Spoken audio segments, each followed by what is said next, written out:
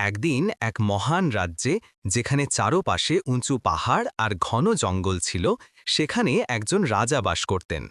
তিনি ছিলেন তার জ্ঞান ও উদারতার জন্য বিখ্যাত। এই রাজা, যার নাম ছিল রাজা আরবাথা, মাছ খুব ভালোবাসতেন।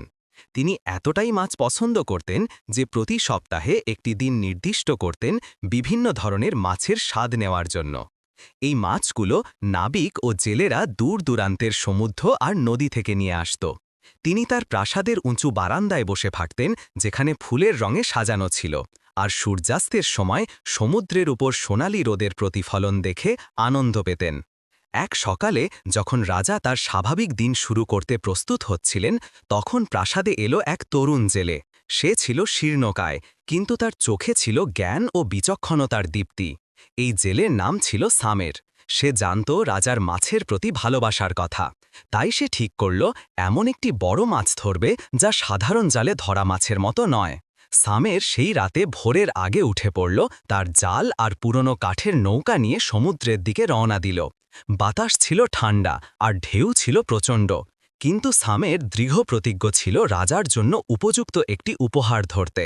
ঘণ্টার পর ঘণ্টা অপেক্ষা ও ধৈর্যের পর যখন সে ফিরে যাওয়ার জন্য প্রস্তুত হচ্ছিল, তখন তার জালে প্রচণ্ড ভারী কিছু অনুভব করল। সে পুরো শক্তি দিয়ে জাল টেনে তুলল আর দেখল একটি বিশাল ঝকঝকে মাছ, যার আঁশে সূর্যের আলো সোনার মতো ঝলমল করছে। সে সাবধানে মাছটি নৌকায় তুলল, তারপর তীরে ফিরে এলো। মনে মনে সে ভাবছিল রাজার কাছ থেকে বড় পুরস্কার পাওয়ার কথা। প্রাসাদে পৌঁছে সামের তার সেরা পোশাক পরে বড় ফটকে গেল। সে প্রহরীদের বলল তার কাছে রাজার জন্য একটি মূল্যবান উপহার আছে। প্রথমে প্রহরীরা নিশ্চিত ছিল না যে রাজা এমন একজন সাধারণ জেলের প্রতি মনোযোগ দেবেন কিনা। তবুও তারা রাজাকে খবর দিল। একজন প্রহরী সিংহাসন কক্ষে গিয়ে বলল, মহারাজ, ফটকে একজন জেলে এসেছে। সে বলছে তার কাছে আপনার জন্য একটি মূল্যবান উপহার আছে। রাজা হেসে বললেন, তাকে ভিতরে আনো। হয়তো সে আমাদের জন্য আজ আনন্দের কিছু নিয়ে এসেছে। যখন রাজা জেলের হাতে বিশাল মাছটি দেখলেন, তিনি মুগ্ধ হয়ে হাসলেন এবং বললেন, হে জেলে, তুমি এই উপহার বেছে নিয়ে ভালো করেছ। তাই আমি তোমাকে তোমার পরিশ্রম ও দক্ষতার জন্য 4000 দিরহাম দেওয়ার নির্দেশ দিচ্ছি। সামের আনন্দে উদ্বেলিত হল এবং রাজাকে ধন্যবাদ জানিয়ে প্রাসাদ থেকে দ্রুত বেরিয়ে গেল। তার চোখে আনন্দ আর আশাবাদের ঝিলিক। সে ভাবছিল এই টাকা দিয়ে সে তার পরিবারের জন্য কি কিনবে, যারা তার জন্য গ্রামে অপেক্ষা করছে। যখন রাজা মাছটির দিকে তাকিয়েছিলেন, তখন তার স্ত্রী সিংহাসন কক্ষে প্রবেশ করলেন। তিনি লাল রঙের পোশাক পরেছিলেন, যা সূর্যাস্তের রঙের মতো। তিনি বিশাল মাছটির দিকে তাকিয়ে অসন্তোষের সুরে বললেন, হায় মহারাজ, আপনি কি খারাপ কাজ করলেন?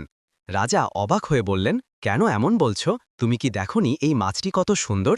এটি আমার হৃদয়কে আনন্দ দিয়েছে।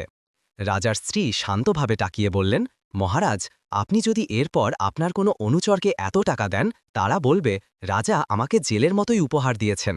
তারা আরও বেশি টাকা দাবি করবে, আর তাদের দাবি সীমা ছাড়িয়ে যাবে। রাজা তার স্ত্রীর কথা ভেবে মুহূর্তকাল চিন্তায় ডুবলেন। তার হৃদয় সতর্কতার দিকে ঝুঁকল। তিনি বললেন, তুমি ঠিক বলেছ, কিন্তু আমি আমার দেওয়া উপহার ফিরিয়ে নিতে পারি না। কথা দিয়েছি, ব্যাপারটি শেষ।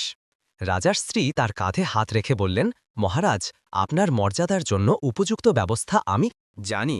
আমাকে এটি সামলাতে দিন। রাজা কৌতূহলী চোখে তাকিয়া বললেন, তুমি কিভাবে করবে?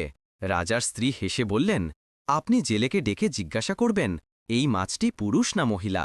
যদি সে বলে পুরুষ, তাহলে বলবেন আমি মহিলা চেয়েছিলাম, আর যদি বলে মহিলা, তাহলে বলবেন আমি পুরুষ চেয়েছিলাম। এভাবে আপনি উপহার বাতিল করতে পারবেন, ছাড়া আপনার সিদ্ধান্ত থেকে সরে আসার মতো মনে হবে না। রাজা তার স্ত্রীর পরিকল্পনায় মুগ্ধ হলেন এবং এটিকে সমস্যার সমাধান হিসেবে দেখলেন। তিনি একজন প্রহরীকে ডেকে জেলেকে ফিরিয়ে আনার নির্দেশ দিলেন। সামের প্রহরীর ডাকে প্রাসাদে ফিরে এলো। সে মনে মনে অবাক হচ্ছিল, এত বড় পুরস্কার দেওয়ার পর রাজা আবার কি চান? তবুও সে ভয়কে মনে জায়গা দিল না, কারণ সে তার জ্ঞান ও বিচক্ষণতার ওপর ভরসা রাখত। সিংহাসন কক্ষে পৌঁছে সামের রাজা ও তার স্ত্রীর সামনে দাঁড়াল।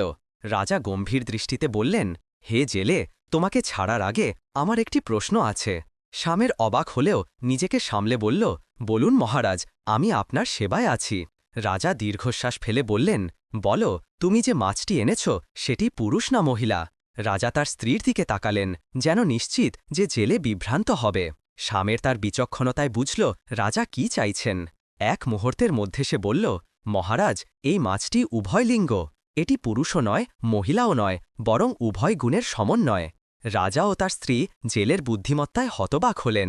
তার উপহার ফিরিয়ে নেওয়ার কোনো উপায় না পেয়ে রাজা হেসে বললেন, তুমি কি চতুর জেলে, তুমি আমাকে তোমার কথায় হারিয়ে দিয়েছ, তাই আমি তোমার উপহার দ্বিগুণ করছি, তোমাকে আরও 4000 দিরহাম দেওয়া হবে। শামের প্রচণ্ড আনন্দিত হল এবং রাজাকে ধন্যবাদ জানিয়ে নতুন অর্থ গ্রহণ করতে গেল।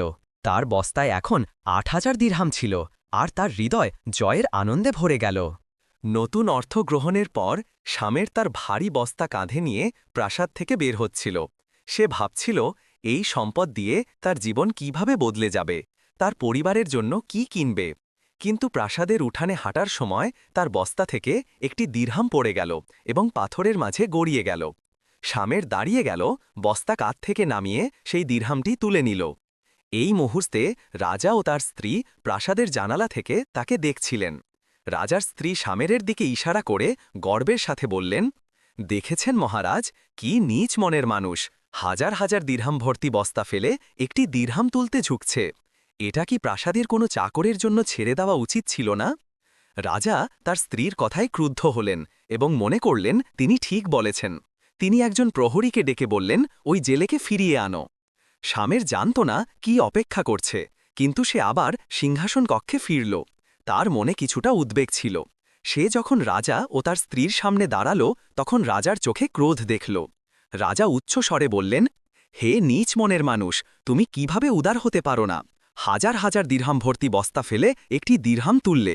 তুমি কি অন্য চাকরকে এটি দেওয়ার মতো মনের প্রশস্ততা পাওনি? শামের রাজার চোখে তাকিয়ে বুঝল তাকে তার অবস্থান বোঝাতে হবে। শান্তভাবে সে বলল, মহারাজ, আপনার দীর্ঘায়ু হোক। আমি এই দিরহাম তার মূল্যের জন্য তুলিনি। আমি এটি তুলেছি কারণ এর এক পিঠে আপনার ছবি আর অন্য পিঠে আপনার নাম। আমি ভয় পেলাম কেউ না জেনে এটির ওপর পা রাখতে পারে, যা আপনার নামের প্রতি অসম্মান হবে, আর এই অপরাধের জন্য আমি দায়ী হব। রাজা বিস্ময়ে মুখ খুললেন এবং তার স্ত্রীর দিকে তাকালেন। তারপর বললেন, কি চতুর ও সম্মানী জেলে, আমি তোমার থেকে এমন আচরণ আশা করিনি, তাই আমি তোমাকে আরও 4000 দিরহাম দেওয়ার নির্দেশ দিচ্ছি। সামের অতিরিক্ত অর্থ